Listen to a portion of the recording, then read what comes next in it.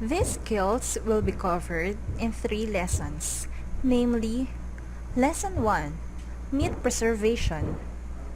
Lesson 2, you can make tocino and longanisa.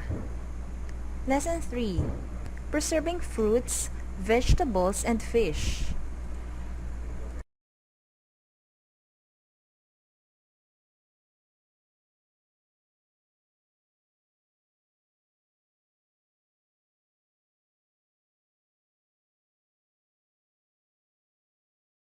After studying this module, you should be able to discuss and explain the scientific methods for preserving meat, fruits, vegetables, and fish.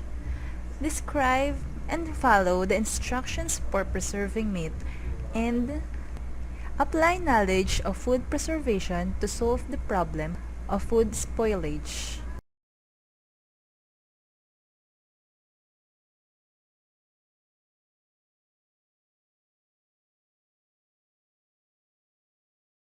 Lesson 1, Meat Preservation.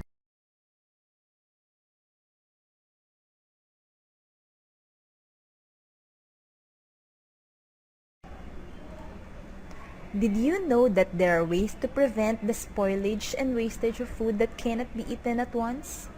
For thousands of years, people from all around the world have sought ways to preserve food. They have used scientific knowledge, materials, and technology to find ways and means of delaying the spoilage of food by microorganisms.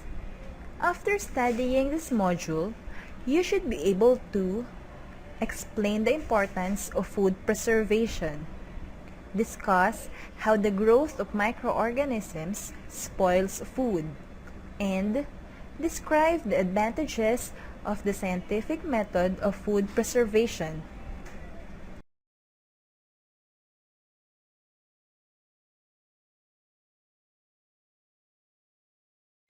Read on. Kathy is a young housewife who knew little about preserving meat. One day, her older sister Rose came to visit her at home.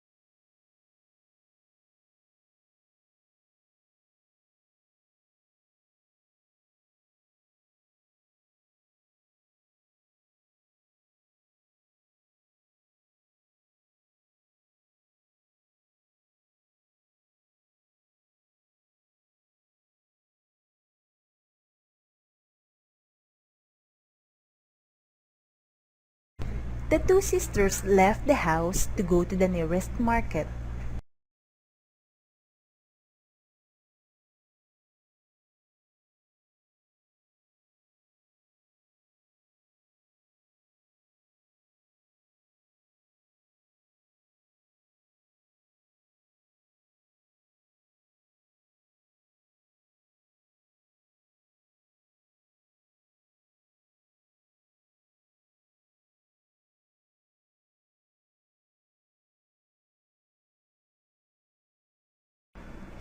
Ways of preserving meat.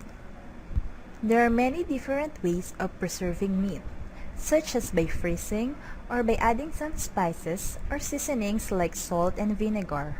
These methods prevent bacteria, molds, or yeast from spoiling the meat. But why does unpreserved meat spoil? Let's study the reasons.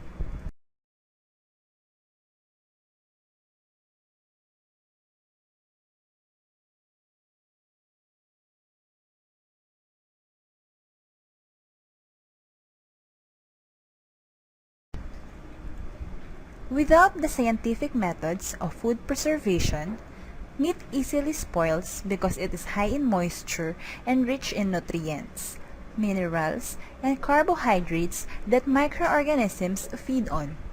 Meat is composed of approximately 75% water and 20% protein. The remaining 5% are fats, carbohydrates, and minerals. Food contamination. The process of food contamination begins during the slaughtering of the animal from which the meat is taken. At this point, the contents of the meat are exposed to changing temperatures, possible juice loss, and bacterial contamination. When meat is handled and packed, this again introduces possible contamination.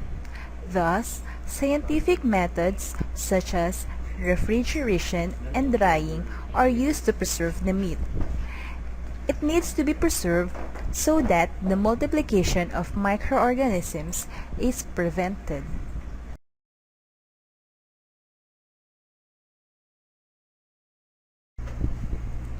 So, if I go to a market to buy meat, I will make sure that the quality of the meat I will buy is good. I will know this by looking at the meat and smelling it. Then, I will ask myself, does the meat look dark? Does it smell bad? We must remember that the meat we buy from the market is probably contaminated, so we must preserve it to avoid further contamination and eventual spoilage. Preserved food. Some types of food, like meat, have to be preserved in order to prevent them from rotting or spoiling, and prevent the growth of harmful microorganisms.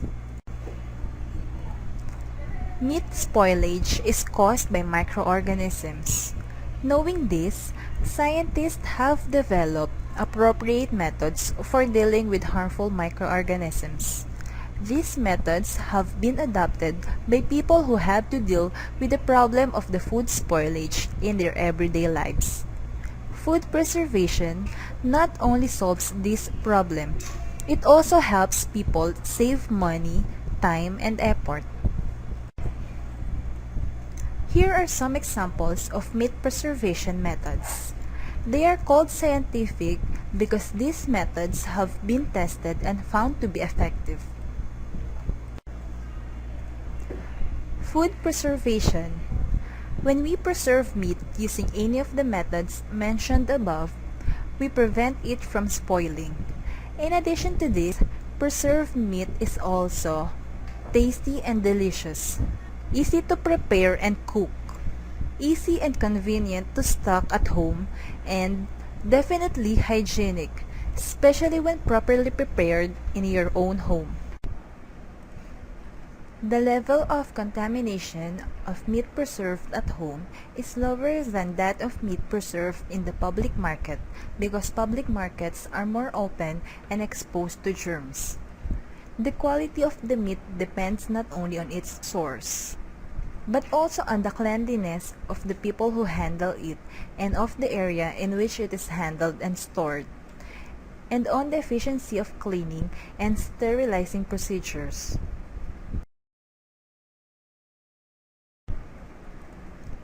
Methods of food preservation. Drying. This method reduces the moisture of meat by as much as 15%. There are two ways of doing this, namely by using sunlight and artificial light. In the first method, the meat is simply exposed to direct sunlight. In the second method, the meat is placed in a container with 85% humidity and the temperature is maintained at the range of 43 degrees Celsius to 49 degrees Celsius. This permits gradual drying, allowing sufficient control to avoid overheating that might result in discoloration. Although the use of artificial light is more expensive, this method assures a high-quality product that can be sold for a higher price. The meat is prepared and processed using proper precautions and adequate sanitation to protect it from infection by dust, insects, and other animals. Smoking. Fish and meat are smoked using burning wood, wood shavings, or guava leaves. Pyroligneous acid, which comes from the burning wood or leaves, penetrates the meat. This preserves the meat and enhances its taste.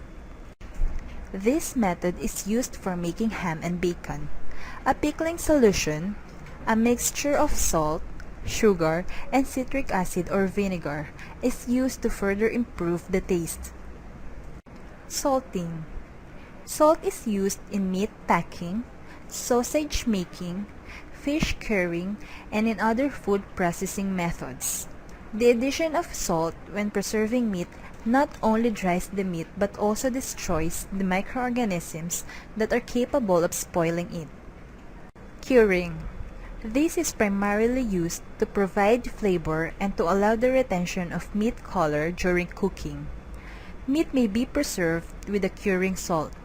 The ingredients used in curing are salt, 2 tablespoons, sugar, 2 tablespoons, and saltpeter, 1 tablespoon. Other ingredients, such as spices, vinegar, or wine, may also be used. Vinegar prevents the multiplication of harmful microorganisms. Essential oils from spices add flavor. Curing may be combined with smoking.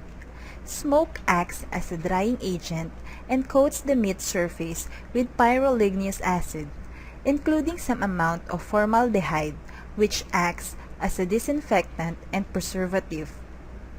Refrigeration or freezing.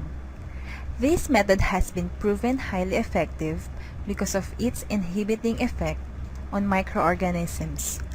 This is the most widely used method of preserving fresh meat. Meat can be stored in the freezer for several months at a temperature of 0 degrees Celsius or below. It is even better if the temperature is lowered to maybe -20 degrees Celsius to prevent the multiplication of harmful microorganisms. Canning. This method is used for longer storage periods that demand more complete protection against harmful microorganisms. Prepared raw food is placed in a sealed container at a temperature of 212 degrees Fahrenheit or 100 degrees Celsius for a specified period of time, after which it is cooled.